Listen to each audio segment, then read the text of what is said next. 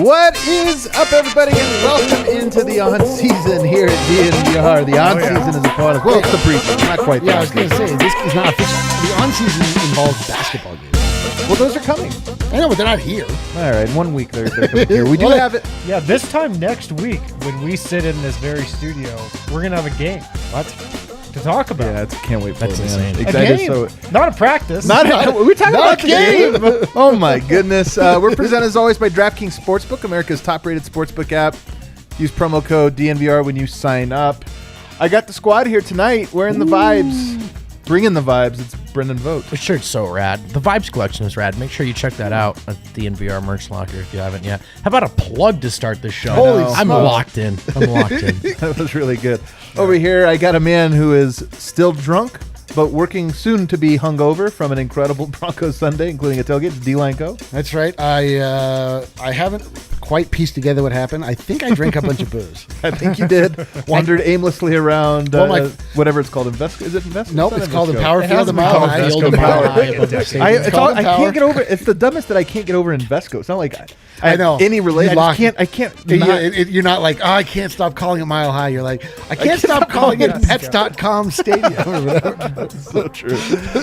And then over here, the man with a perfect memory. Actually, a perfect hair. It's Harrison Wind. I had a great time at the tailgate, too. My memory's doing good. All right. No, the tailgate was awesome, though. We were all there. I saw Ben Simmons at the tailgate. That's what I heard. saw Ben Simmons. He was at the tailgate. He was Wow. at the Broncos game. I must have missed him there at that time. You guys have to come out to our tailgates. We're gonna next one this weekend. First of all, it was hotter.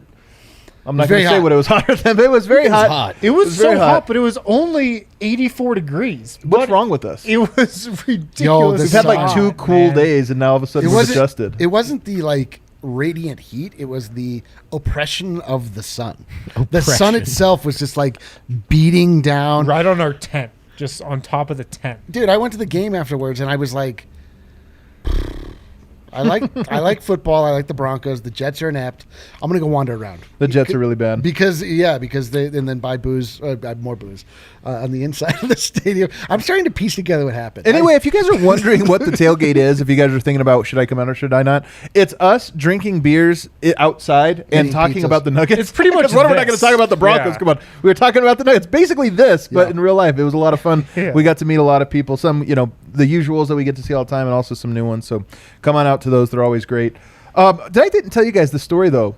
So I was the last one because I didn't have tickets to the game. I only went to the tailgate for the tailgate. Then I went home and watched the game. That's how I roll. But we had extra pizzas, and I was like, perfect. This is dinner for the family. Sexy time pizza. And I was like, sweet, this is perfect. And somebody tried to park where our thing was, and we told them like, no, you can't because we're not allowed to do a parking. We don't have a parking license or whatever. And they got mad at me. Drove right over my pizzas. I swear to God, they're like, well, That's fine. assault, man. They're fine. Like, screw your pizzas what? for your family. And I was like, damn it. You had pizzas on the hilarious. ground, and they drove over your pizzas. Well, because we tore everything down, but I had my pizzas that I was waiting for my ride to arrive because I was hammered. In a fit of rage. In a fit of rage, they just drove over I was like, well, that was a waste of pizza too, bro. Vehicular pizza side. Yeah. It really was, man. Not I'm enough sorry. people are talking about it. It wasn't even my fault that you can't park here. I'm sorry, bro. It wasn't my fault. Anyway, Unreal. Today, Was it that van that Vic Lombardi captured? Like, no, yeah, I rolling saw through that. The bushes? I saw that. That was that was crazy. We have a lot to get to, so we better start getting to it. Today was Media Day. This was Media Day again. And this one felt like the real Media Day. Maybe it's because Malone and Connelly talked, and Connelly doesn't always talk, but it kind of felt, there was a lot of interviews, a lot of this or that. And there's a lot to get to. We're going to go a little bit in chronological order here. I want to start with Michael Malone. He was the first to speak at 9 a.m. this morning. I'm going to start with you, Harrison. What's the number one thing that stood out to you about what Michael Malone had to say to the team or to the media today about the team?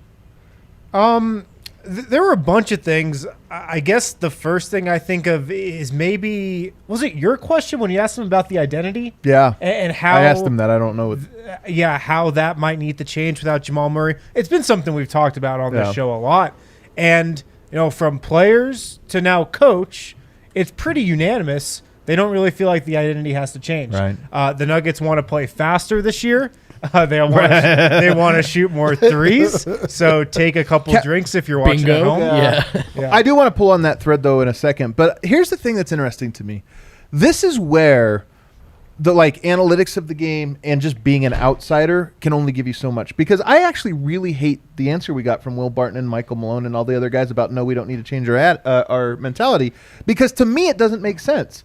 But I know that this is one of those things that if you're in the circle, and you actually know what goes into making the product, then it's like, okay, they probably have insight. So this is one where I'm like, I don't get it. I do think they need to add to their identity in meaningful ways. I do think they need to change, but nobody on the inside agrees with me. So clearly I'm just not seeing what I need to see on that. Yeah. You know, it's like a thing I take a leap of faith of like, you guys are probably right. I just don't get it. Or it's like, yes, our identity doesn't need to do an entire 180. There are like little things we have to change here and there. Yeah, but that's what I'm asking. Right. I'm not saying don't play through Yoke anymore. That's kind of what Malone referenced. He's like, of course we're going to still play through Yoke. I do wonder if they take it as, oh, do we have to totally change up everything we do? Right. And obviously the answer is no. Right. You know that. We know that. Everybody knows that. But also, it's Media Day is the day, the press conference, the Zoom conference, when you can set the narrative a little bit. You can kind of get out in front of things. Oh, usually you do. Right. You're actually right. Yes. Right. So, but maybe, to this point, it's, we're just going to stick with what we're doing. We're going to play similar. We're going to play around Nikola Jokic. We're comfortable with what we're doing. We don't need to make any big changes without Jamal Murray. Maybe that's just the narrative that they want to set. And in that no one person has to play outside of themselves to fill in that gap. And that's really what they're getting at with the by committee thing. Right. There's enough aggregate talent on this team. Yeah. And by the way, they've done this with Monte before for stretches where they feel confident that it'll be fine. What that means is it doesn't mean Will Barton, Aaron Gordon, can one of you go and give the Nuggets 22, 4, and 4 every night. What they're never going to do, and what they've never done when it comes to somebody like Michael Porter, they're never going to say, with Jamal Murray out, we need Michael Porter to be the number 2 guy. They've never said that. They never will say that. They don't want to put that pressure on any in particular player, even if somebody like Michael Porter could handle that pressure and probably wants that pressure. But they're not going to do that. They're going to say, we need everybody to step up. Yeah. Well, real quick, because Eric wasn't on there. You're going to be reacting to a lot of the stuff, but obviously Eric's the outsider of our squad here. I've never felt that more clearly than every day I'm with you. But so Vogt, Harrison raises a great point. Media Day is actually, Malone is the best at this. He is a leader of men in that he can often identify a common goal and this is the thing we're doing. Do you feel like there was a theme or a common goal or something that was stated by either Conley or Malone this year that you're like, that's what this season's about? Well, there is an emerging company line. Well, yeah. In unfinished business. Sure. That was mentioned 4 times. That's definitely a phrase they've repeated. That might have actually been a memo. Yeah. Different people saying it and everything. Yeah. For sure. But no, I mean, just that they expect to win a title. I mean, and that's nothing has changed in that regard. That there's not going to be some drastic overhaul just because Jamal's out, just because things ended horribly in the second round. Look, it's in a lot of ways, with a few exceptions, it's been stay the course every summer, and to me, it's another summer of stay the course. Yeah, I mean, just again, I'm just reacting, but the thing about the Nuggets is that they what we know is that they've built a structure, they've built a team identity, they've got Nikola Jokic, they put the right pieces around him, and we're in this weird position with them where they have to they have to change up the way they play, knowing that down the line they're going to have to change back to how they were, because they have the platonic ideal of what it is to be their perfect basketball combination of players, like Nikola Jokic running the show. They can't play faster. Why? Nikola Jokic is not fast. Well, he's not fast. He trails the. It doesn't matter. It does though. Why? To a point, because more often than not, the guy that is your offense is starting through is 2/3 back, and you have to wait for him to come up. I would bet, statistically speaking, that this is not true. That teams can play faster with a trail big, and here's why: a trail big often means there's a big up the court defensively, and that's the biggest thing that slows you down is people getting back to stop the paint. But if you can naturally pull a guy out, and look, yes, Jokic isn't fast in that he's going to be Kenneth Faried beating guys down the court, but he's fast enough to get up to the 3-point line and draw out the mismatches. There's that or the quarterback. And this is why I think statistically trail bigs or stretch fives or fives that handle the ball can play fast. They just never done it.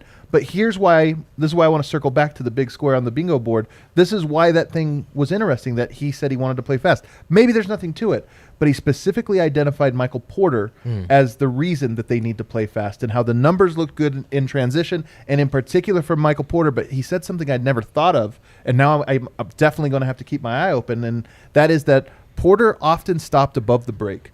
And we tried to get him to go more to the corners, and this is a year we want him to be in the corners more. And he was just talking about the spacing changes, and so it's about getting out in open court and sprinting to those corners for him, because it's a layup for him. I think he even used that phrase. It's a layup for him, and that's like the first starting point. So that, to me, it's not just the lip service of we want to play fast, but a very specific way in which they can speed up, and a specific way that has to do with the most interesting player this year with regards to what can be different. I also liked he talked about Aaron Gordon at length, and at one point basically said, you're going to kind of like Millsap, that's me paraphrasing, but you're going to sort of miss the Aaron Gordon impact if you're looking for it in individual stats. Right, and that he's a guy that they fully expect to have a high impact on their ability to win all season long. But just more of the same in terms of hearing people are excited about AG.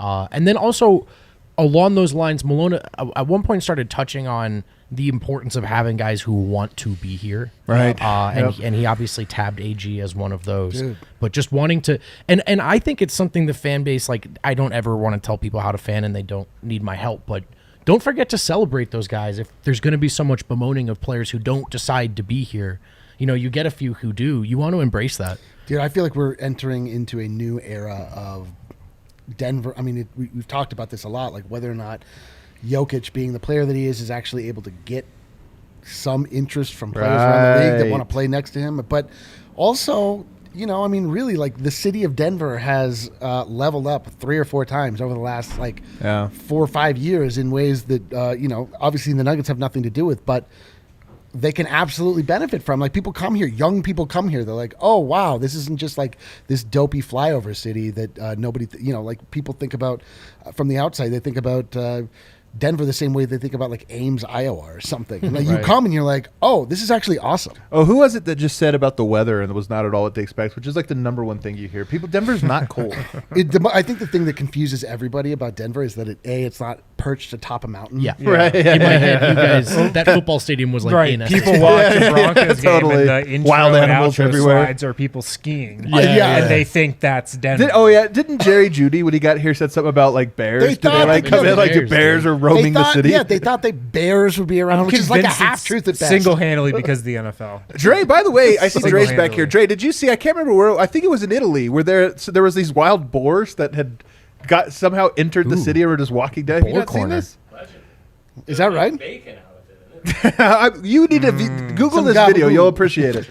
You'll appreciate it. They're just like wild animals in the freeway. It's whatever the equivalent is of the freeway out there. It's probably a freeway. I would say it's a freeway. Another thing here from Michael Malone, he said it was not championship or bust for them, and I thought that was really interesting. Malone's really good at these types of things, but you almost wish that the team would kind of come in and say, yeah, this is it. He gave a great perspective, which I think is an honest one, which he said, like, we feel our title window's open. So this year, next year, year after, whatever it may be, we feel like we can get one and we want to get one. But I'm not going to say it has to be this year. Dude. Well, he's right. He is right. He's totally right. I know, but you just like the gauntlet. You want the like. But I don't. No, I don't want this to be championship. We're a championship team, and that's what we want. I think we're getting what we want. You want to hear that from the players. You want to hear the players going, we're a championship team. And they've said that in no uncertain terms. But it is on the Malones and the Connellys to have maybe a different perspective, broader perspective. Yeah. I mean, that's the thing, though. You build the team in the right way. Your championship window opens. You're not the Toronto Raptors where you're like all, if we don't win when we get Kawhi, like, we have nothing else. We just gutted our team. That's championship or bust. Like, we haven't like leveraged the team to such a place. Like, if it doesn't happen, like, we're just then you're busting. By the way, back at square combusting. Yes. And if you're Michael Malone, also read as, yeah, please don't fire me if we finish in the second round. That's so true. Like the he's not worst gonna- thing he he'd could be do like, is no, be like, it has to be a championship this year. only a terrible coach would fall short of championship Yeah. this season with these guys. I mean, come on. Only a loser. I feel like a lot of what Malone and Connelly said today is just kind of similar to what they've said the last 2 years. Yeah. Sure. It's just running it back. Our goal's a championship. We think we can win a championship. Yeah, COVID sucks.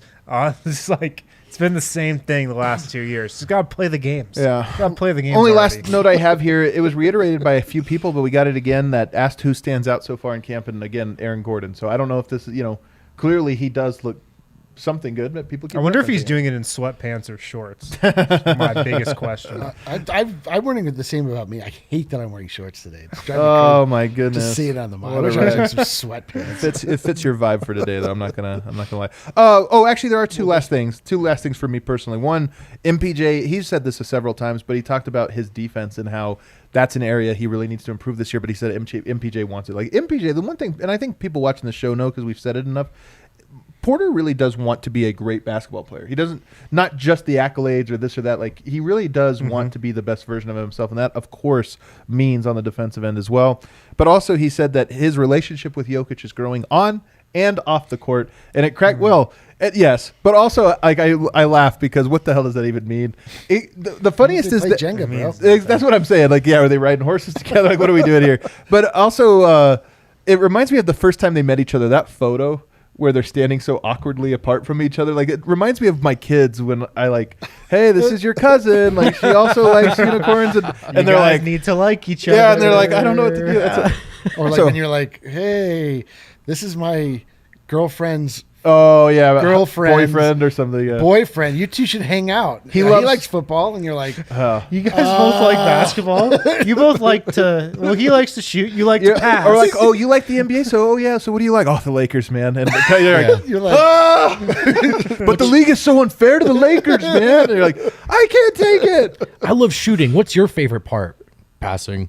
oh, you like guys should nothing. meet, hang out. Just nothing. He's literally rebounding Not for him even while he the takes basketball. jumpers. That was their first meeting. I was like, get used to this, man. That's how we're doing it. Hey, it might We mean kid, It, guys. It's might not like mean that they're simply more communicative, more comfortable just talking to each other like Yeah. at face value, Yeah. which of course bodes well for communication. But again, it's what it mostly is as a media day quote. Yeah. Let's take our first break here. Is the super chat about Michael Malone? It's not. Okay, then we'll hit that. We'll hit that at the I end. do want to say he, of course, answered a vaccination question, but there were more. We're taking. I'm pushing this to the end. It's We'll too do important. We're gonna a have. We're broader- gonna have a whole thing. now. My other note was Michael Porter did run to the corner at least once last year on a fast break. Oh my god! Do you remember what game I do I'm referring remember. to? When he should have run to the rim. When they blew a 4-on-1 fast break against the Wizards. He son did of a run bitch. to the corner on that this play. is hilarious. He This was is in the corner worst. I on a forgot about fast that. break. That's so Terrible good. play. Oh. Remember what a big deal that was in the moment to us, and then it's like, yeah, it dude, doesn't every actually matter. game, Yeah. every game, you're like, what are we to do? And then like later on, you're like, do you remember that game? You're like, did they play that game last year? Oh, right, yeah. All right, let's hit a break. On the other side, Tim Connelly, the architect. He speaks. Ooh, that's a good nickname, the architect. Oh, it Oh. is. Do Popos get nicknames? Can we make a shirt? Is there like would a Tim Connelly Popos? shirt like slap? Would he sue us for his life? Probably. Guys, make sure to pick up some Mile High City Copper Lager from Breck's Brew this week. Great for any occasion. It's, as you heard, just super hot still in Denver. Great great occasion for the Mile High City Copper Lager. If you're at a tailgate, if you're watching the Broncos game, make sure to have some on tap when you're watching the Nuggets games. A week from today, first preseason game, a week from today in LA against the Clippers. And for a preseason game, I would recommend drinking heavily. Yes. Those are terrible games, but we can't wait for them. But it is the Clippers, so it should be a fun one. Make sure to pick up some Mile High City Copper Lager from the Breck Brew Farmhouse. If you're out there, stop in. They've got bars, they've got food, they've got great stuff for the kids. So check that out. You can also pick some up at your local liquor store, at your grocery store. Sometimes they've got Mile High City Copper Lager as well. So pick some of that up this week. Also, there's only a couple more days to take advantage of these September deals from Solace Meds. Can America Gummies, 25% off. Strange Tinctures, 20% off. Rockin' cartridges, 25% off. Glacier concentrates, 20% off. You can get those deals at any of their 4 Colorado locations. They've got one in Fort Collins, one in Wheat Ridge, one off of Broadway, and one just blocks from the DNVR bar on East Colfax. So stop into any of those locations, get any of those great deals that they've got going on throughout the month of September. Also, when you drop the code DNVR20, when you're at checkout, you're checking out, you're ringing up all your items, drop the code DNVR20, get 20% off your entire purchase. Also get a free Solace bar or King Cone. That's valid at all of those 4 Colorado locations. So stop in the Solace Meds today. Hell yeah. Hell yeah. All right, we're back. We got to keep it moving here, guys. Again, don't forget, Broncos fans, you want to join us for these tailgates. They're a lot of fun. Be sure to go out for those this Saturday, or this Sunday. This next Sunday will be another one. Weather's perfect. I don't know if you guys have looked ahead. I have. It's like 70 degrees. Man. We have a party bus, and we have... Oh, my God. The party bus is incredible. When the party bus rolls up to the tailgate, it's like... It did look a little bit like they were being transported They from definitely prison. did, yeah. But it's a prison-looking bus. Fun on the bus than But all the those buses, same, though. like, who's happier than the people that are getting out of prison? Everybody came in very jovial. It's kind of also like they were arriving at prison, though, to be honest, because then you get inside we the did put them caged area. inside. But they were locked in a fun prison. Hey, you guys aren't selling this party bus very well. Well, it's amazing. First off, It was fun, and everyone had a blast. But it's like all yard time. If prison was nothing but yard time. yard which is time, great. which is the chill part. The chill That's part, the yeah. chillest part. There's no Everyone cell knows that. time. All right, Tim Connelly. Tim Connelly, the architect, he also spoke. Vogt, I went to win the first time. I'm going to give you first comment here. What stood out to you most about Tim Connelly's comments? Well, he did talk about Jamal, and he gave us the quote, "Jamal will come back when he is ready, not when we tell him to. There's not a date on the calendar." So tomorrow? I know. Yeah, I know. That was the part about that quote. I'm like, Jamal, okay, stay but ready. what if you have to tell him not to? But he Jamal said- did have a quote about, like, I feel like I could play one-on-one right now if they let me or something. Yeah, we'll get to that. I'm sure you but, do. You know, he just reiterated that they're in absolutely no rush there. And then I guess the other really important note, he talked about the MPJ extension a little bit. Didn't say anything explicitly. He did say both the team and Michael, can't imagine being without each other or something along those lines. Yeah. I can't imagine being elsewhere. Me Both neither. the end. Being elsewhere. Let me say, I will say this one. one. I will say this one thing.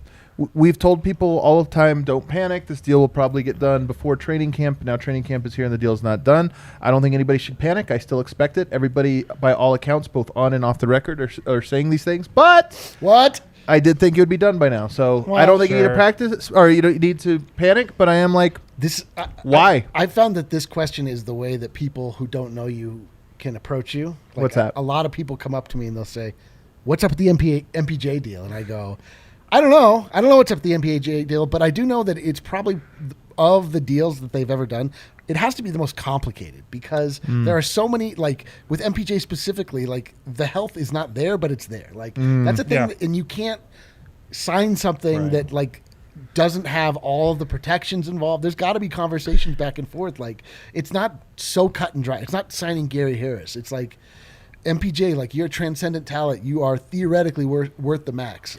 We want to give that to you. We don't want to give it to you in a way that should the unthinkable happen, like our team is just ruined for the next 5 years. There's also like, I don't know what the Murray contract. Well, first of all, it was a max. Like, of course, he was going to sign that one.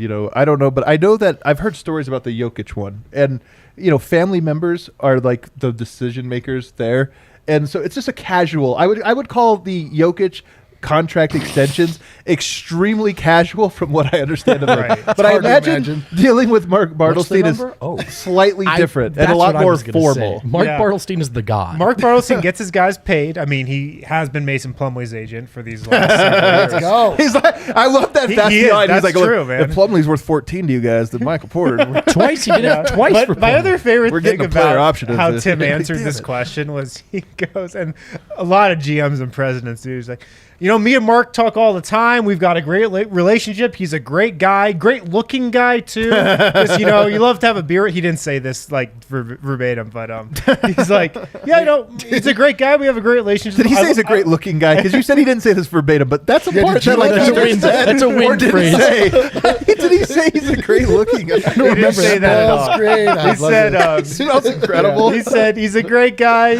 We got a great relationship. We have great conversations. I just love that aspect of it. Like, just propping up the agent a little bit. I'm sure Mark Barstein is a good guy. By the way, these great conversations are probably like, so can we put incentives in it? No. Okay, shit. All right. We'll talk to you next week. 100%. And to be honest, Yeah. here's another part of Tim Connelly's MO, because I know a lot of people will say, like, oh, he just pays his guys or he's ahead, and that's true for a large part.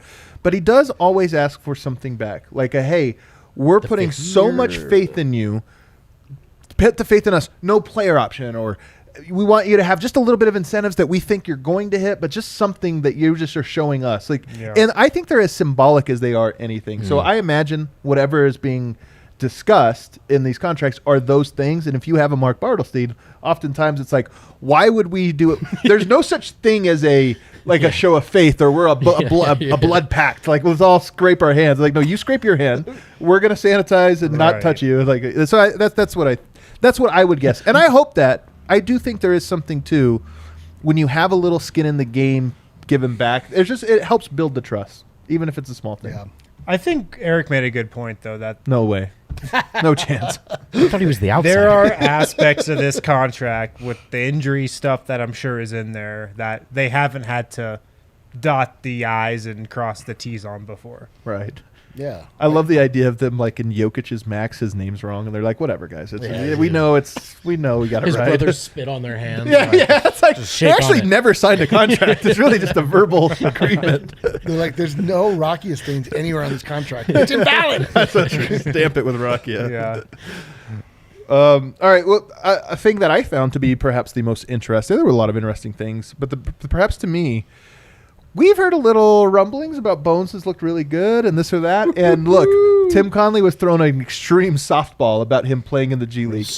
And he took the long route. Are you throwing shots at me for throwing him this softball? No, it's not a shot. What I'm saying, it would have been so... I delivered the softball. Wouldn't put it on a tee and just backed away slowly. It was underhand, an underhand toss. You gave him open range to say a lot or a little, and he chose to say a lot in saying, I'm not so sure he'll be in the G League, more or less. Again, I'm not giving a verbatim thing. Sure. He said, I'm not so sure. And I'm like, we're starting to get little tiny kernels, not a lot. I Little think kernels Tim is laying the groundwork for him being like, I want to see Bones play. I want to see Bones out there. Oh, Tim. He had a couple fire quotes. He said, first off, he's been impressive in these open runs. His playmaking has been catching people by surprise. And then he said, from where we were on draft night, we're exponentially more impressed by him, the player in person, than we were a couple months ago. What? That was the quote that really caught my eye. What I'm trying to think is, what does Tim say if he doesn't feel that way? Do you know what I mean? Like, what did he say about Tyler Lydon after the first game? Yeah, that's what I'm trying to yeah, it's tough to get minutes. Like, every rookie needs G League experience. We're really going to rely We got a really crowded rotation. Have you guys seen his latest owl tattoo? It's really cool. Really cool artwork he's got. It's like one of the best owl tattoos I've ever seen. Well, we got this Grand Rapids gold thing going. G League will be great for him. I just look, it's nothing. I don't want to sit here and say Tim Connelly is saying that Bones is a he's a regular NBA player. It does sound like he's impressed, and that's cool. Yeah. That's really cool. What I take from that is that he's seen what we saw, which is just like, there's just like something about Bones Highland. Do you think nobody has convinced Tim Connelly that it's not Damian Lillard? oh my God. Quick, someone say Hooper. Listen, if any evidence has been presented to Tim Connelly that's escaped my own crack investigation, I'd love to hear it. No. I don't know why I love this thing so much. I just love it. I love this quote, too, from Tim. He's a complete sweetheart off the court, but between the lines, he's a killer. Oh, baby. You know who else liked that quote? Bones' agent. Quote tweeted Wind and said, this is the most genuine thing you can say about Bones. Sweet. Is Bones online yet today? He's definitely. Did he get online yet? I'm sure he's online. I'm excited for Bones. I love that dude. He just all around, I would say Tim Connelly very excited for the G League. He also referred to Jason Terry as a quote rock star. So that's really great. I mean, I'm excited for Jay. What's his nickname though, Tim? He definitely knows. That's Come on now. Steps reference. Yeah. So anyway, very excited all about the G League. Let's move on. Hold on. Tim said there were approximately 6 players who could play the backup 5. He was asked about this. He named everybody possible. Let me hear Vlatko, Zeke, JaMychal, Aaron Gordon, Jeff Green, all contenders for backup 5 minutes. Man, this is one of the I like questions Peter Corneli didn't mention him. Yeah. He's like, that's like one guy. He's like, he's going to be great in the G League. Yes. We've already got his apartment picked out in Grand Rapids. Yeah. This is the one I actually overheard this. I was eavesdropping. Oh, wow. Aaron. That's not And, allowed, actually. I'm going to have to report you. Well, I just reported myself, unfortunately. But the idea of the not playing the traditional backup 5 and being more progressive and with your lineup, position this basketball, et cetera, I was like, yeah, we tried that last year. We got a traditional backup 5, and it was disastrous. Like, we got absolutely nothing out of our man. I don't even remember his name now. What's his name? Greg Whittington? No. We ended up trading JaVale McGee. Heart Rock. Isaiah Hartenstein? The Heart Rock. Thank you. No, Hard Rock Isaiah Cafe. Hartenstein. We got a traditional backup 5 that would have satisfied that question, and it was worthless. So I actually I like the idea that they're like, we'll just kind of feel this out. Like, we'll have people out on the court that can score the basketball, and maybe we'll, we might seed something on the defensive end, but, with all of those players, it's just like a different philosophy, which I'm interested to see. Yeah. Mm-hmm. I do think Malone seemed content, though, with his rotation. Like, assuming I don't think Malone is like, crap. I don't know. I think he's like, yeah, these are the guys I wanted to play. Like, I don't know that this is. He's got a very obvious 10-man rotation. The one wild card's Bones. It's the one wild card. Oh, yeah, it is. That means, that makes me less confident. Don't Let's go. say it. Let's go to J Mike. Let's go to J Mike. We haven't talked much about vaccinations. We'll talk about them in the next one. But The reason J everyone Mike came tuned out in. and said, "Well, people I think did actually People tune care, in for I this. Yeah, think, people yeah. do care. They should care. I'm fully vaccinated, so I hope everyone jumps on board. To me, I set the bar really low for what I hope for veteran leaders who also want to be outspoken about a variety of subjects. It's a low bar. I'm vaccinated, and I hope other people will look at the merits and find the merits them the way I have. There, perfect. That's what you got to do. So I was very happy to see that. Not sure I have anything else. He said that Aaron Gordon stood out. He said that. Everybody said Aaron Gordon stood out. I have to assume he's no hesitation. He looks just dominant. And He's pick up. dunking. He's Like, dunking the shit out of All it. you have to do is play one game with Adam Sandler. And that's so true. your whole That's how career you get is- your confidence up. Dude, But Sandler he did said score it his he had a lot of confidence in he his did. jumper. He was knocking down threes left and right. Really? This is I was telling Aaron Harrison Gordon? this earlier. Yeah. Of all the things you can No, tell me Adam that would Sandler. get me hyped about Aaron Gordon's growth, knocking down threes in Yeah, preseason does nothing for me. I I'm want to like, hear all that right. he's dunking at a 50 level again. Yeah, exactly. 49 Yeah, level. his athletic explosion is just we haven't never seen something That's like what. this. Yeah, you're right. I don't want to hear he's got a new Yeah. killer crossover. He's Yeah, gonna be yeah. oh no. He's draining turnaround threes.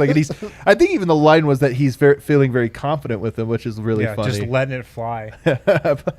How's this season of the show going? Eric's feeling very confident in his jokes right now. Yeah. Are they? Does it mean they're good or No. He's just No. he's very confident He's that they just are. letting them fly. You're has anyone stood out on the show? Eric wouldn't shut up. Yeah. Is that good? Not fading in. Yeah, that's actually a good question. That's a good point. The question wasn't who's played well; it's who stood out. Yeah. It would be funny if everybody answered negatively. There's Yeah. We're like, Marcus well, looks like he doesn't belong. Marcus just jacking up Mike shots still left can't catch the fucking ball. You know? Michael stood out a lot on defense. the worst reasons. Any other J Mike notes? Oh, I did just want to say for anyone curious at home, there were broader vaccination questions posed first to Malone, then to Tim Connelly, and then a couple of players did give their vaccination status today. J. Mike was one. They weren't asked directly, just if you're curious. They were asked about the broader... I want to talk about that too. I want to talk about that as well. And just for what it's worth, JaMychal took it upon his own to just offer up his own status while talking about that. So Yeah, it's I called agree leadership. with It's yes, incredible when you yes, see it, when being you witness veteran it. leader. J. Mike also talked about Jokic winning another MVP and a championship. He looks forward to that, and that's another cool quote. I mean, those two, I am excited. When J. Mike talking about Yoke or Yoke talking about J. Mike just brings a smile to my face. Just do you guys remember the face he gave last year when he heard that Jokic said he wants to play with him forever, and he gives the Nod. He's like, boy, I'm going to be set for a while. he's like, I just earned another 7 contract. He's like, exactly, He's like, I'm going to take off at least 3 months from this season. Does this mean I don't have to do the Red Rocks workout again? Zeke Naji, let's hit him real quick. Zeke said that he's working on his ball handling to become a more versatile offensive player. Okay. Yeah. So he was also It's a tough asked, sell, man. It's a tough sell. he was after also Summer asked League. about what position he thinks he's going to play this year, and pretty much said he could play every position, like the 3, 4, and 5. Okay. A forward that could play some wing and then get down closer to the basket as well, right? Is that what you Yeah, said? so literally, So- every one of those positions. Yeah, that's all I've got on Zeke. He also volunteered his vaccination status, so he is vaccinated, and he said that there are discussions about it between the players in the locker room. But that's all we got. Facu, we'll do one more before we hit the break, but Facu also spoke today. Shouts to Argentina. What do we got? Shouts to Cordoba. My biggest thing with Facu is something that I think people probably noticed and guessed from the outside. The 3-point shot is so much more important to his NBA career than it was for any other version of himself as a basketball player. And so the adjustment for him last year, not just that the line is further back, but that it might be how he gets to make his impact. So shoot when you're open, be confident in those shots. One of the biggest things that he learned from his rookie season. Yeah. And I think that's real because this is some pretty dumbed down analysis, but I wonder if you're shorter, it's tougher to adjust to the longer 3-point line. Wow, I love this. Physics wind is coming out here. Okay. Inherently, Yeah. you need to put more effort behind your The yaw shot. changes the most. The Yeah, yaw you need to of change the, your trajectory the yeah. most. It does look like his whole body gets involved. It does. He's like how Yeah. a pinball machine would shoot a Right. 3-point. It's like springs. Porter's hand just goes like this. His entire body loads up. Yeah. Porter's like shooting down Right. the basket by the time he jumps. Oh, man, we're being Facu's mean. just, it's like a catapult. He did also compliment Bones Highland. He said he's so smart playing the pick and roll. And like, here's the thing, Facu's very smart. Like when smart people give you credit for being magician. smart, it's like, hey, this means something, right? Yeah. So that to me, it would have meant something different if it was like Marcus Howard is like, yeah, he really pick and roll reads. He sees the game like only I can analyze. No, Yeah. Facu giving him that's a lot. Yeah. Anything else? We need to give Argentina. They're tuned in this long. I know. You guys don't have any other Facu? Oh, I'll give one. I got the sense that after the Olympics, he actually took time off. Yeah. Mostly. Like it wasn't. I don't know that he had a big, and he's old enough now that it's probably not as important. But it sounds like all the point guards, Monte, Dozier, and even Facu, after the Olympics, didn't really have a ton of basketball. Like I think he said he took 20 days off where he just didn't do That's a lot. anything. It's a lot. Yeah. I mean, I want to take 20 days off. Well, also, I think Facu, too, you have to remember the timelines of the end of his last season outside of the NBA, then immediately hopping into an NBA season, Yeah, then that's immediately going into Olympic play. It's been a long run. It's been a long Right. run. Really long run. All right, let's hit our last break here, guys. On the other side, Jamal Murray, Bol Bol, and some Vax talk. Yeah, let's go. Guys, of course, we're sponsored by Ball across the entire DNVR network. Yes, as in Ball Arena, where the Nuggets play, is in the aerospace technology company. Also, as in the world's largest aluminum can and packaging manufacturer. Ball has been leading global sustainability efforts for decades, and they are adding line capacity to their 400-person plant right here in town in Golden, Colorado. The demand for sustainable aluminum beverage cans is greater than ever, and chances are, if you consumed a beverage in a can, it's been from a Ball aluminum can. So I can confirm. I did that many times yesterday. we were talking about this on the show the other day. Like everybody listening, watching, has consumed a beverage in a can in their life. That's true. In theory. Unless they grew up in Boulder, potentially. Like I said, Ball's adding line capacity to their 400-person plant right here in Golden, Colorado. They're hiring production technicians. If you want more info, jobsupball.com and search for Golden, or you can text Golden to 77222. If you go to manscaped.com and you're a DNVR listener, drop the code DNVR. You're going to get 20% off plus free shipping when you use that code DNVR at manscaped.com. I finally used the nose trimmer in my ears as well. Washed it first. It's for both. And that's also awesome. Yeah. There's just all these The things weed where you're whacker? like, once you finally have the tool to do it, you're like, Nose oh, this trimmer is so easy quality and convenient. stuff. Whack your bush and your nose bush and your ear bush too. Whack your bush. Man. I love Harrison's big laugh is my favorite. I love it. Brings life, like I just. Gotta shave your balls, people. Make sure to pick up the Lawnmower 4.0. It's got that 7,000 RPM motor with the 4,000K LED spotlight. If you get the Performance Package 4.0, you get the Shed Travel Bag as well. $39 value with that. Use the code DNVR for 20% off plus free shipping. That's at manscaped.com. Finally, if you're looking for a dentist in the Denver area, check out Green Mountain Dental Group. Schedule a cleaning, x-ray, and exam with Green Mountain Dental Group. Get a free Sonicare toothbrush. The electric toothbrush that most dentists recommend, actually. I used to know that mine does. It's the same number of dentists that recommend chewing Trident. Can't convince that last dentist. 4 and 5. Yeah. They all recommend the Sonicare. Pick one up today. Top of the line electric toothbrush. Schedule a cleaning, x-ray, and exam with Green Mountain Dental Group. They're located just 15 minutes from downtown Denver. A lot of us here at DNVR, we go there. Get a free Sonicare toothbrush when you schedule a cleaning, x-ray, and exam with them today. All right, back here, final segment, DNVR Nuggets podcast. Guess what we are filming this Friday, everybody? I'm not you guys, Guess but what day it is? It is the week of training camp. Harrison Wynn's going to be down there in training camp in San Diego, bringing you live access, and even finally we get some exclusives just because we get to be in person and doing this or that. I can't wait for it. But Friday we begin filming our player preview series, which is one of my favorite things. So if you were on the fence about becoming a DNVR member, now's the time to do it. You get a free t-shirt, you get access, discounts on our tailgates, beers, all kinds of different stuff, merch, and then of course access to all of our awesome content, including the good stuff of our player preview series. Jamal Murray, we got to hear from him, guys. It had been a minute. Yeah, this was my favorite interview of the day, actually. Like, Jamal Murray was great. He had a lot of interesting stuff to say, man. A lot. His role for this season, until he returns, sounds like he's going to be an assistant coach. He said he's probably going to be giving some pregame scouting reports to the team. He's going to do some of the scouts on the upcoming opponents. Okay, I have a new best highlight of the year. Malone gets tossed. Nuggets down 10. He gets tossed. Who gets appointed head coach? None other than Jamal Murray. Draws up a play. Jokic, Porter, pick and roll, three-pointer, game winner. Yes. I also have a question. Has anyone run this by Michael Malone yet? It's unclear if this is an appointed role or self-appointed. In the moment just now, Jamal decided that. Yeah, well, because I'm going to think a lot of what we saw in the playoffs was not appointed. It was just Jamal doing what the hell he wanted to do. Man, that was one of the highlights of that first round, though. Are you kidding me? Jamal Murray, like, talking shit to Zach Collins and back and forth is like, let's get it.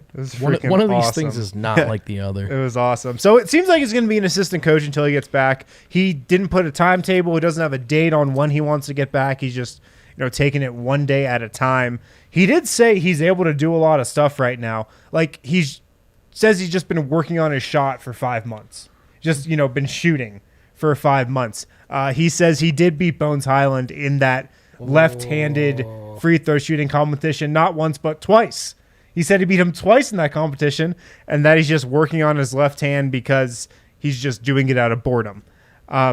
So he's staying involved. He's staying engaged.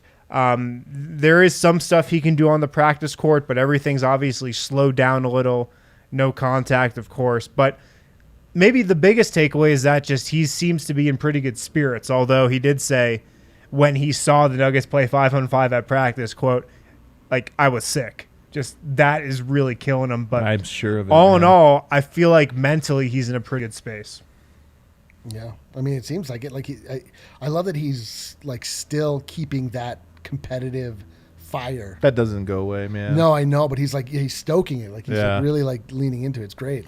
I like the idea of him being engaged as and we joke about, is this his call or whatever. I'm sure these are conversations that have been had either formally or casually, just kind of. You also probably just don't need to have those conversations. You also well, but no. Here's one thing. Maybe Michael Malone's a smart guy. He's a great leader, and I do think there is something to like. The thing you worry about when players get injured is that they don't feel like a part of the team. Yeah. And to give a guy a job that's like, no, right. You have jobs to do actually every day, and like it's a job he clearly wants, but something where it's like you actually are still very much a part of the team, and we need you to handle this thing. It's smart. I also imagine that doesn't hurt a point guard, right? Getting that perspective. Yes. Watching the game as a whole from the Absolutely. sideline. So it's one way for him not just to stay engaged, but to keep the mind sharp, grow as a player in the meantime. Not even just keep the mind sharp, but sharpen it, make it even sharper. Like that is, sure. I do think there's a lot. I love that detail from today. I absolutely love it. And by all accounts, Jamal did say he feels healthy and there's things he can do. He talked about, I'm sure he can't jump as high as run as fast because he was talking about there's certain things I can do just not as well as I used to or whatever. And that's now. He's got time to kind of build those up. But the team does seem, we've all kind of penciled in March 1st as like, that's when he's coming back. The team seems to, at this moment, not care. Like, come back when you're ready. And he said today, I don't want to come back at 80. I want to come back at 100%. Yeah. So, maybe March 1st is the right answer. Maybe it's a little later. I don't know. I do feel like they are going to take a very measured approach, at least right now. I mean, the thing with him and what he's dealing with is it's not muscle-based. It's tendons. It's like... at this moment, but it is also muscles. But only in that, like, you can work through, like, muscle pain, Like, he cannot come back until the fiber that connects his muscles to his bone, like, holds his knee together, is fully structurally sound. I feel like I'm well actuallying you here, but I think we agree. But it really is a tendon thing at this moment. The tendons are not strong enough. But the tendons will probably be strong enough in December, November. But then I just mean you can't rush that part back. Like, you can come back, like, if you're, like, not feeling But then it strong does become a muscle thing. That was just Sure. my only point. Is then it's like, yeah, but you have to plant as hard as you plant, to do all this stuff. You need to get that muscle back up. For sure. And your muscles just die when you don't use them. I mean, that's how it works. Yeah, you're telling me. Bol Bol, guys, the last guy. The one thing that stood out to me, and reading through the notes here, him wanting to be a mentor, or MPJ kind of taking a mentorship role with Bol Bol is interesting to me. Like, it seems like that's a thing. MPJ, you have to slow play leadership. You don't get to be a leader like your first year, your second year. Like, it takes time. But I do feel like Bol Bol's an interesting test case for him of like, hey, man, that is a good guy for you. If you can get him and you're calling him and just trying to say, hey, you need to stoke this skill that you have. You need to, like, put the work in. That's a cool thing. That's a cool little brother for him to take on. Take a step forward. I think Porter's the perfect guy to have talk to Bol. You think about the fact that Porter knows what it's like to have been famous long before the actual basketball career took off, that Porter knew what it was like to work his way out of at least a perceived doghouse, that Porter has overgone either this transformation or growing into who he always was, that the media misunderstood and misidentified as a true professional. I think Porter is the kind of guy that Bol might be able to relate to, listen to, and be impacted by. I mean, keyword think, don't know, but I actually like this idea a lot. Yeah. I think it shows a little bit of a leadership angle from Porter, just kind of reaching out to him, keeping him involved, kind of going to bat for him.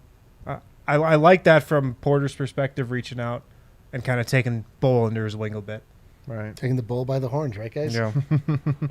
Bol, look, this is the easiest of all the cliches. It's not playing fast. It's not added muscle or weight or this or that. The easiest cliche is to say somebody's bought in. Because if you're bought in before the first day of practice, that doesn't mean anything. Are you bought in 6 weeks into the season, Right. 12, 15, whatever? Of course. It's like what happens when things aren't going well. But at least Bol Bol today admitted to a degree about not having been bought in fully in the past, and that he knows that, and so there is a level of self-awareness that comes from that. It could easily be overstated, but at least there is something there of him saying, I need to be more dialed in than I have been. And he said the same thing before and after Summer League. So it's clearly something that someone's at least said to him enough times, if not something he has a good grip on himself.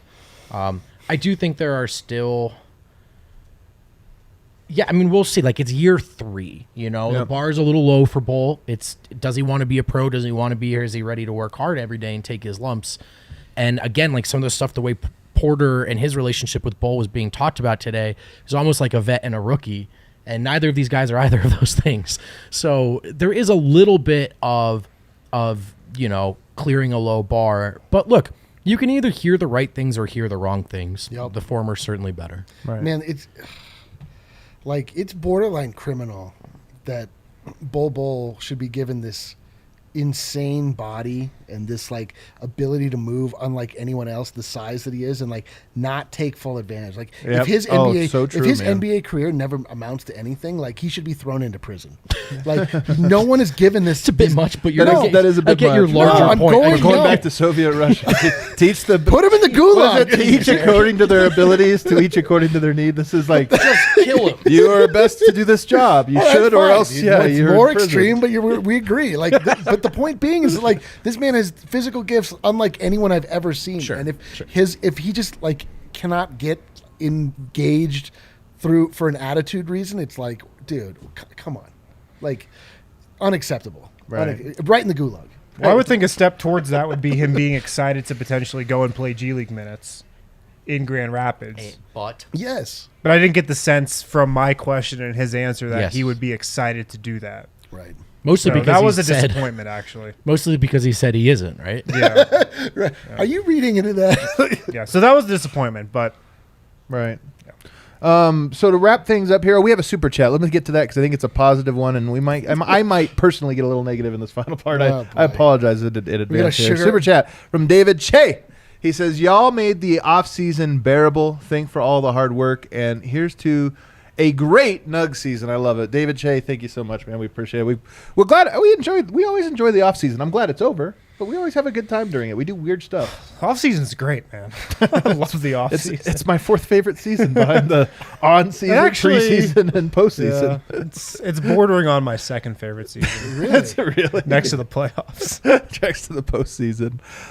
So one of the things that's hanging over the media days all across the NBA and really over the entire sports world, and dare I say the world itself as a whole at every aspect of it, is the question about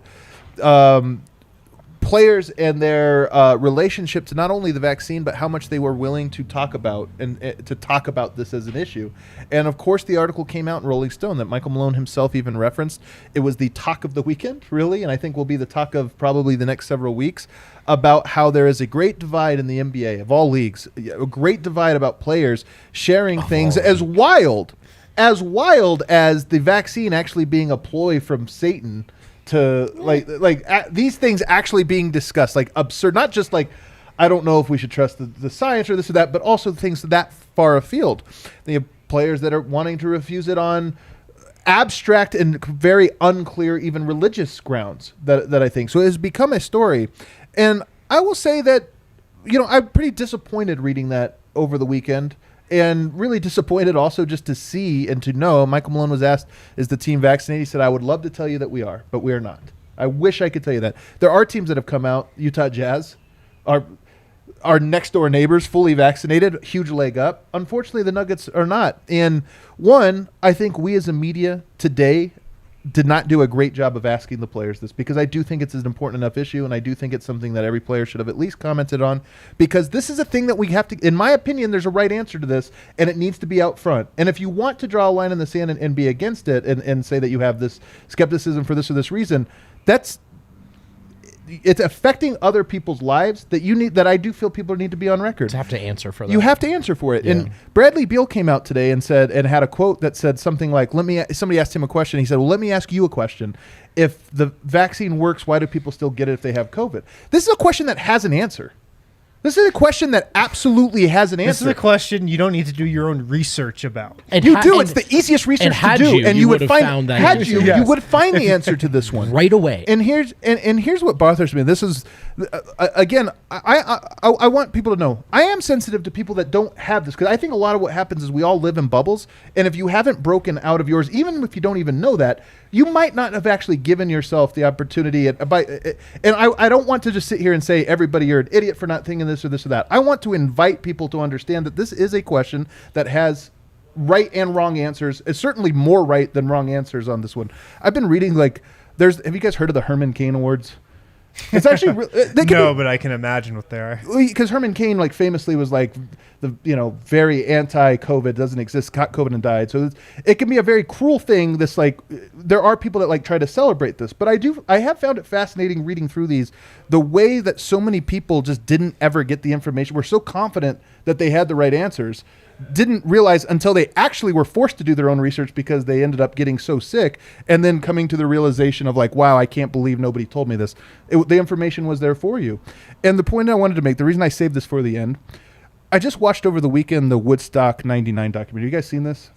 I've not yet. Really fascinating. It actually really fascinating. But there's a lot of different things. Woodstock 99, disaster, complete shit show. Yeah. Somebody died. Yep. There was a bunch of rapes. It was like there was no water. There was shit everywhere. Yeah. And then, yes, the lineup. This was supposed to be like we had Woodstock in the 60s and what a cultural movement it was. And it was indicative of a moment in time that included civil rights, that included all these different things, like a cultural revolution.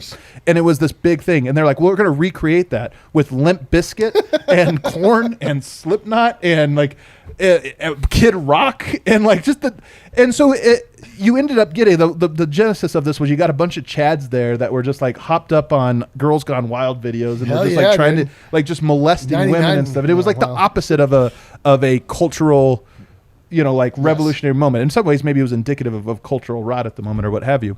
But the reason I bring this up is in the Rolling Stone article, the juxtaposition to Jonathan Isaac and Kyrie Irving was Kareem Abdul-Jabbar and Oscar Robertson. Right. Guys that played in the 50s and 60s, 70s, played back then, who went through the civil rights movement, who actually did face a lot of oppression from their very league, from their very society, and from these different things, but still understood the responsibility they had as social activists when something came along. And I find a very interesting parallel to Woodstock 69 and Kareem Abdul-Jabbar and Oscar Robertson and Woodstock 99 and this idea of asking questions that have answers and completely... We had a story about Kyrie Irving going to the Indian reservation Standing Rock, going into the schools, refusing to wear a mask around all of the kids and this, that, even though all of the families and everybody there were forced to. Like, to me, it's sociopathic. And to me, there's such a contrast between you want to be I think athletes should be people that if they want to, should be able to speak up about issues. But there's a responsibility that comes with that. That to me, it's too comparable when I watch these people at Limp Bizkit singing songs about life's not fair to me, F a bitch or whatever. Like, you're like, come on, what are you, a rebel without a cause? And I feel like I feel very similar as I'm reading these quotes about this topic, which again is killing lots of people, and these people and the NBA Players Association and the people running it have a responsibility to the people that look up to them. Right. It's true. That's really well said.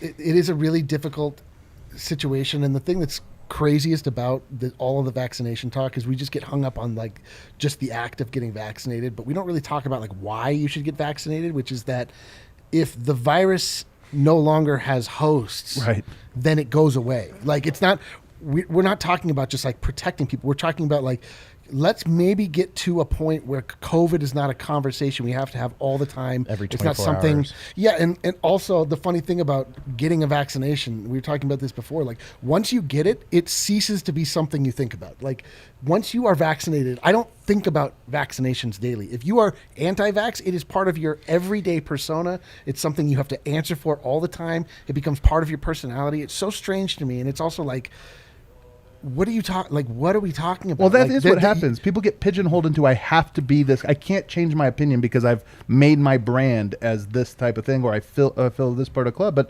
this is an issue. Like when people say, your vax works, so why should I? That's another question that has an answer. Yeah. Like these are things that actually have answers if you just dig on them. You're not just saying like, I'm getting a vaccination so I don't get sick. Yes, that's true. But we want no one to get sick. We want the virus to have no home that it will die. And there's a lot of appropriate questions that can be asked about vaccine safety and like and different things like that, or how much trust should be put in pharmaceutical companies, this or that. But those things don't also like that doesn't block from every other aspect of this. And this is why Kareem and Oscar are so interesting as people in contrast to this, because a lot of this is about civil liberties or civil rights, or should we trust the people? Like, look what they've done to poor people or people of color for years and years. And this is people saying, yes, we know. Yes. Way better than you do. Yes. But also, that doesn't separate you from the very real issue of you have a responsibility to help save lives in this hellscape we've been going on for 2 years. To me, there's also, you talked about cultural rot. Like, there's a broader dynamic that extends beyond the NBA. And it's just a general aversion to helping people. There's Right. time and time again in the United States of America, we don't have to go down this whole path, but we're all handed opportunities to show that we care about other people. And you often have to end up explaining why you hold that position. You know what I mean? And for example, Desmond Bain's quote today about vaccines, quote, "Whatever happens down the road, I'll be fine knowing that I was one of those people that at least tried to save the other people," end quote. That's what it is to me. Is exactly That's what it's always been draft, about. And to me, to Eric's point, like, why are we doing this? Of course, there's all the science, but then just how about the first easy layer of to help people, to help keep people alive. But even if you don't go through that altruistic side where you're like, it's on me to help others, it's like, I want to help me. Like, I don't want to think about COVID anymore. I want this to go away. Like, it's not even like I want to save the old people, whatever. It's like, yo, I want to turn the page. Like, I want to get back to where talking about infectious disease is not something that is just part of something somebody can bring up at any point during. I don't want to any live day. in unprecedented times anymore. I want full precedent of my times. I want to know exactly what's going to happen. Full precedent of my times. We're living in very precedented And times. I wondered also, like, again, seeing these Herman Cain Awards, it always hits home when it's local, right? And for me, it actually has. You know, I've lost family members, including somebody younger than me, to COVID. Yeah. Through this. Yeah. Like, this is the thing that people, I feel like, when I see some of these things about the cavalier nature of some of the people, how this is like, they feel good about doing the FU, I'm always like, do you really not know anyone? Yeah, You've gone through this whole thing and you really don't know anyone, or you just don't care, or you haven't had the conversation, really examined it. You know, there's just a thing where even if things have happened to people that you know, there's just something about being the owner of your own life and your reality that people like really hold on to. They make their own decisions, even if they're ill-advised or whatever. It's just that their own, and like that liberty side that people like really glom onto. Like, that's what it is. It's just like, you can't tell me what to do. Why? Because that's why. Like, and so that's all. Again, we don't dive into these things too often on the show, but we were talking about it today as we saw some of these quotes come out, and in particular as we go through today's media with the Nuggets and just how much of it's like a taboo. And we're like, no, it's not a taboo. Like, if you want to be a person that is, you want to be the leader and you claim to be this or that, then when you say things that are actually wrong and verifiably wrong, then you need to be called out for them. And that was all it was. And if we're not going to do it and at least plant a flag, then we can't criticize them for being silent on it. So there it is. I know it'll make some of the people, probably many of the people watching this, unhappy, but hopefully you can cut through that unhappiness to at least hear. Like, I'm not trying to dunk on any person and say I know too many people personally, again, that are anti-vax or this or that. I know it's just human beings, but I'm sick of the bullshit on this topic. I'm just so sick of it. Very tired. Don't want to talk about COVID anymore. Let's help it go away. Some of these questions have right answers. Oh my God. All right, let's duck out of here, guys. Anyway, tomorrow starts training camp. Harrison's going to be in San Diego. He's going to be in sunny San Diego, getting the inside scoops from Jokic. From probably not as sunny as Denver. Probably not as sunny. It's very sunny here right now. When you should just go to the beach and lie to us and see how far into the week you get before we realize you're making shit up. Yeah, you're like, I'm hearing Aaron Gordon's looking really impressive. He's just like drinking Mai Tai. Bones is really showing out. Yeah, people like his personality a lot. All right, everybody. Thanks so much. Hit that like button on the way out. We'll see you next time.